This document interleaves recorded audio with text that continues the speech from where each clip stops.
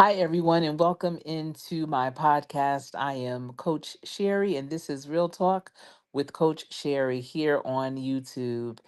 And I was trying to wait around because there is a whole over 50 tribe that is here on YouTube. And I just knew that my timeline was going to be flooded with Mike Tyson stories and updates and thoughts and such with him getting ready to have a comeback fight tonight. He's fighting someone 30 years his junior. And if you're over 50, especially if you're over 50, this is a moment. This is a real moment. And I hope that you all are going to, check in with the fight, see what's going on. Of course, they have fights that are leading up to it. The main event is what his fight is. It's going to be later on tonight. They are having the match at the in Texas at the Dallas Cowboys Stadium, which is a first. I mean, Mike Tyson has fought a lot of fights, and they typically were in Vegas, but tonight they are in Texas, and it's interesting. It really made us reflect on the fights from back in the day, and especially if you're over 50, maybe even over 40, you may remember the Mike Tyson fights of the back in the day where, if you blinked, you were going to miss that fight because he was knocking people out early. First round within the first, 2 or 3 minutes. And so it was always an exciting time though, just to see that power. And I'm just excited to see this 58-year-old go into the ring against someone 30 years his junior, and the type of energy that he's going to be bringing. I'm sure, he's going to make sure every hit takes, every swing he makes, he's going to make sure that it counts.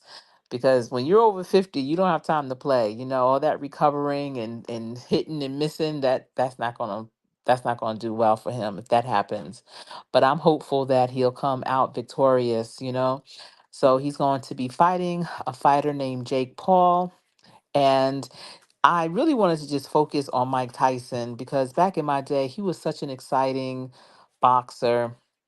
I grew up watching all different types of sports, and boxing was definitely one of my favorites.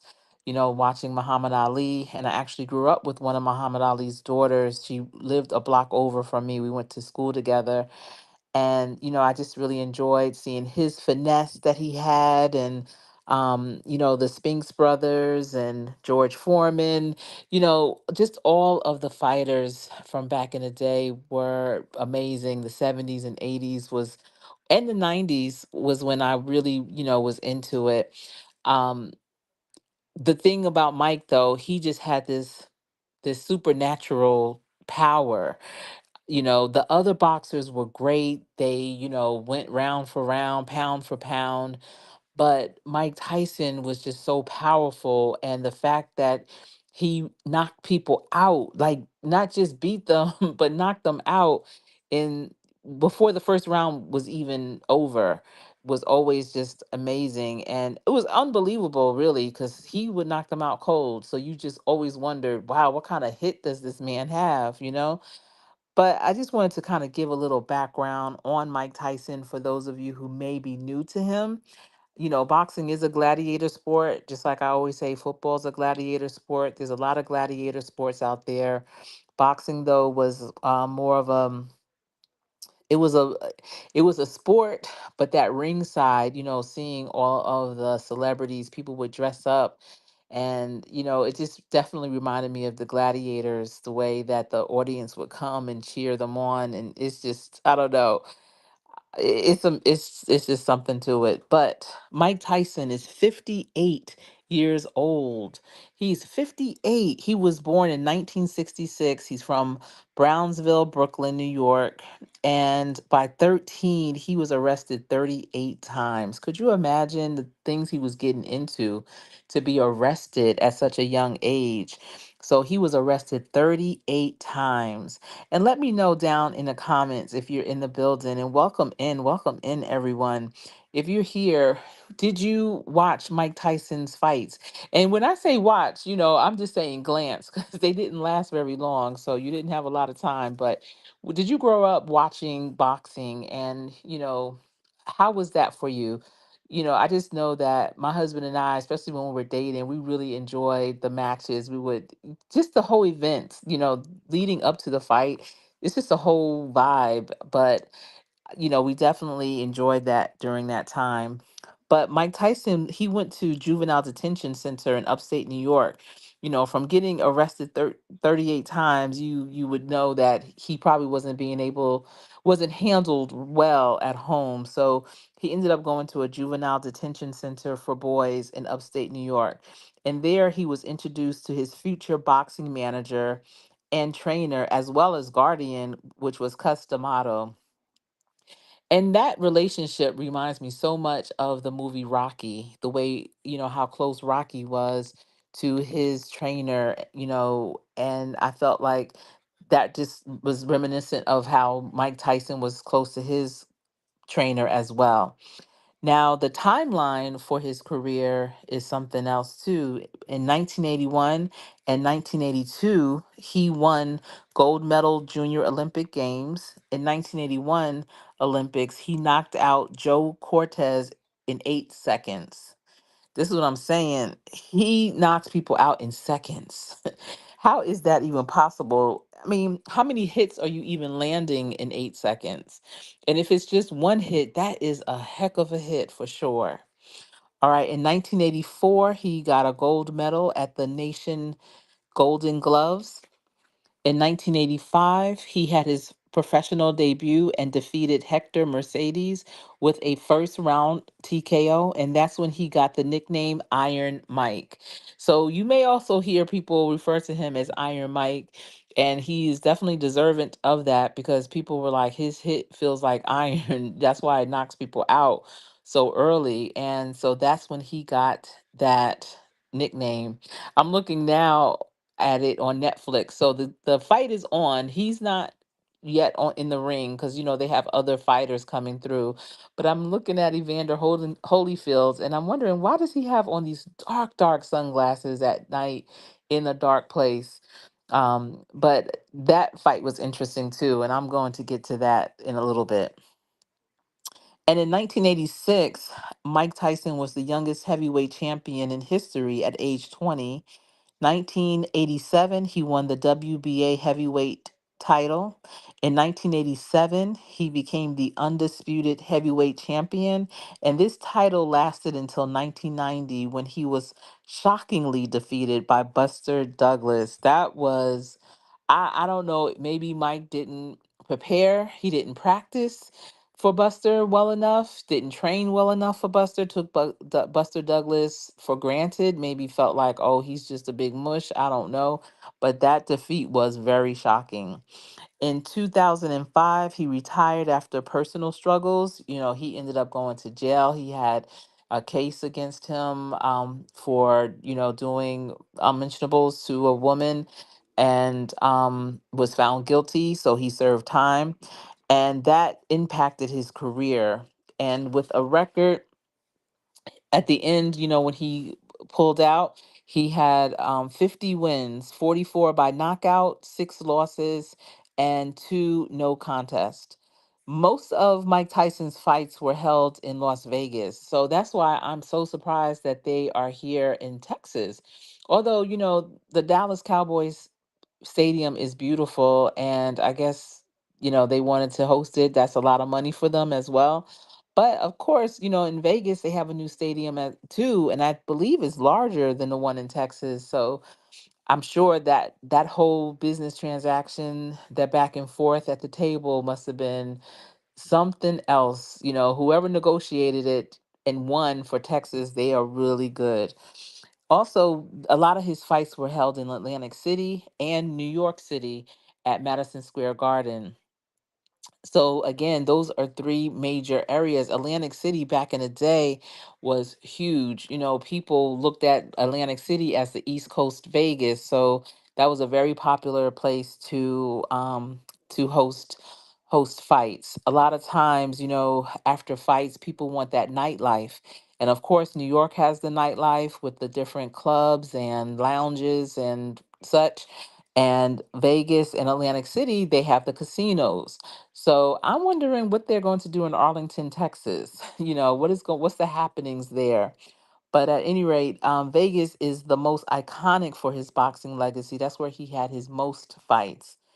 Now, I don't know if you all remember Don King, and Don King was a boxing promoter, and he was known to be very flamboyant. His hair, he used to have hair, and he still probably does, that used to stand up on top of his head. He had salt and pepper hair, more salt than pepper, and he had it just standing straight up on the top of his head like a crown. And so he called himself Don King, that's his name. And I don't know what the story is behind why he wore his hair like that, but it was something else. If you're not familiar with him, definitely Google him and you'll see images. But he was born in 1931, and despite his controversies, he was inducted into the International Boxing Hall of Fame in 1997. A lot of controversy was around his business dealings and not being a equitable promoter, taking more than giving more to those boxers. So I always saw him as a promotions opportunist, because he may start out with you in the beginning of the match, like at the beginning, if you were the favorite, but if you lost, oh, he was at the underdog's side. Whoever won, he was over there. He was always front and center with the winner. And it's crazy because, in life, in business, in, your day to day as you do your business, you may know people like that, they may not have an original thought or original idea, but let a original event or product come on, or, um, opportunity, and they are right there trying to seize the moment as if they were part of the initial offering, and so he would always go to the side of whoever won as if he was part of their whole camp, part of their whole training, like they were the besties, the best friends, he was their business partner. And it just looked so crazy, and I'm seeing that more and more today, just in my world, of people that see things happening and they didn't think of it, but it's like, oh, let me attach myself to that, let me put my fingerprint on that so that I can go in history. Oh, let me get in that picture. And it's funny because in real life people know who really was part of it. So Don King, born in 1931, he's 93 right now, and he continues to be involved in boxing promotions, which I find very interesting. Boxing is a big sport, and even though this is a main event and it's on Netflix and everything, a lot of spotlight is on it, but boxing goes on all the time. There's boxing gyms all over the country, all over the world probably. And it's definitely a pastime. It's a way that people exercise. It's a way that people get out their frustrations. It's a way that people train. It's a sport as well. So I would love to know what matches he is promoting, but it's encouraging for him to be 93 and still in the game. I went to an event and it was a panel, and they were discussing social capital and economic mobility. And on the panel, it was an older man, and he was just talking about the way things were, and he took account for the things that didn't go right because of their thoughts back then, and how it has impacted today, our future, and how, because of his part in it back in the day, he's trying to make it better. And so at the end of him speaking, he said, I'm 89 years old. And me trying to make things better is what is keeping me alive. It's what keeps me going. I remember going up to him after that panel discussion, and I thanked him, and I told him, you really are inspiring me to keep going, to I'm on the right track. I'm doing what I love and to continue to do it. And so I look at Don King as 93, and if he's still in this, maybe he's doing it right now. Maybe he's not taking money. Hopefully he's mentoring boxers or other promoters on how to do it right so they don't make the same mistakes that he made, just like this person that I'm talking about was talking. And so those types of things, if you're making it better so that your legacy won't be so tarnished, I think that's a beautiful thing, and I'm prayerful that that's what Don King is doing. So Mike Tyson's most famous fight was against Michael Spinks, and that was in 1988, and it took place in Atlantic City. And Tyson knocked Spinks out in 91 seconds in the first round, and that bout solidified Tyson as one of the most dominant heavyweights in boxing history. You see what I'm saying? 91 seconds. What? That's like a minute and a half, and think how quick that goes. And you're in the boxing ring, you move around, you jump around, you float like a butterfly, sting like a bee a couple of times. That's a minute alone. So you make a couple of hits, that's game over. Now in 1996, when Tyson bit off a piece of Evander Holyfield's ear, that's when he did that. And that's why I was saying, Evander was here. He was one of the commenters. I just saw him, but he has these dark glasses on. But that was a fight. I'm telling you, Mike Tyson was getting so frustrated in that fight. And I guess he just lost himself. I don't know, why he decided to not even box anymore. He just grabbed him and literally bit off a piece of his ear and spit it out. Like it was crazy. But Evander ended up in that same bout. He defeated Mike Tyson by knockout in the 11th round. So I'm looking at this, Mike Tyson is 58 years old. He's fighting someone 30 years his junior.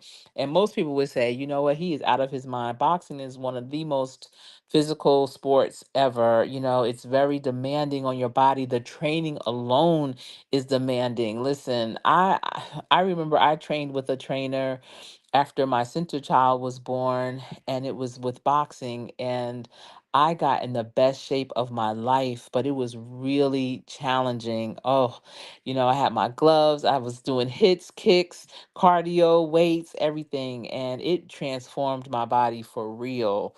And I love it. Boxing is very empowering as well. But when you're preparing for a fight like this, something that is on a professional level, the training is on steroids. I mean, it's about the diet, it's about the consistency all day doing something, running, it's hitting, it's speed, it's agility, it's flexibility, it's stamina, it's all these things. And so, I know it's hard. And for him to be 58 years old, listen, if somebody hugs me too hard, that hurts. So I can only imagine, getting hit by someone with some power behind them, especially youth behind them. But I was wondering, like, how much is Mike Tyson getting to go get into this ring? How much is he getting paid? And so I was surprised because now it's a lot, but it's not at the same time, considering Jake Paul, his opponent, will be earning $40 million. And Mike Tyson will be only earning 10 million. And I hate to say the word only, but when you compare 40 million to 10 million, I mean, they both are significant. But wow, who did that negotiation? But at any rate, Mike will earn 10 million, and Jake actually proposed an additional 5 million if Tyson can last more than 4 rounds. I hope Mike Tyson can last more than 4 rounds. Hope, for the sake of the over 50 crew, that Mike Tyson can beat Jake Paul. Do you understand how amazing that will be? how how empowering, how inspiring that will be for all of us that are part of the over 50 crew. What? So Tyson's motivation is to generate excitement. in the boxing world. Again, boxing used to be, part of the rotation. You looking at basketball, you're looking at football, there's baseball season, you looking at boxing. It was part of the rotation and it's not so much anymore. Also, I remember mixed martial arts fighting. We used to watch that cage fights, and I forget the name of this. It was a particular family that used to do well with that. But at any rate, boxing's not as much in the rotation as other sports that are, just as physical. So he also wants to, quote, shake the sports world to its core, unquote. And so that's going to be interesting. If he wins, let's say when he wins, I don't want to use if or try, but when he wins, it is going to shake the sports world to its core. It's going to really changed some things. I know there have been some football players that in their 40s and such, a couple have come back, some thought of coming back, and maybe more will come back with this as a motivation. Like, man, if at 58 he could do it, hold on. Because typically you look at these types of sports that are physical as young men's sports or young women's sports, young people's sports. But, who knows? Things can change. Stranger things have happened. But if you were a betting person, who would you put your money on? The young Jake Paul, who's 30 years the junior to Mike Tyson, or a 58-year-old, tried and true, proven through and through from back in the day, though. Let's not get it twisted. Mike Tyson. I just think a 58-year-old hit would just feel a little different. Now, my only thing is I hope I can stay up to watch it because I am a little sleepy. I'm grateful it's on Netflix so that if I do miss it, I'll just catch the replay. But I just wanted to come on here and just give you some tidbits on Mike Tyson for those of you who are of younger age and may not have as much experience or firsthand experience with him. I know when, he's only 3 years older than me, so I caught all his fights live and in effect. And I'm gonna try to stay up. I'm not too far off for the fight tonight. I'm excited for it. I'm rooting for him. I'm rooting for Mike. I'm sure the other, you know, 50 over 50 crew, over 50 tribe are rooting for him too. And let me know who you got. Who do you have for the night tonight's fight? Who do you think will come out victorious? Hopefully they both will come out at least healthy. I don't want anyone to get hurt. I mean, it is physical, but I don't want them to have any major issues. All right, everyone. I appreciate you for tuning in. If you're watching this on replay, tell me your thoughts. Maybe you were listening to this after the fight, or if you've caught me before the fight, let me know your thoughts on this Jake Paul versus Mike Tyson fight. All right. Take care, everyone. Remember, practice so hard that when you play, you will play to win. You will get in that ring and you will win. All right. It's been my pleasure.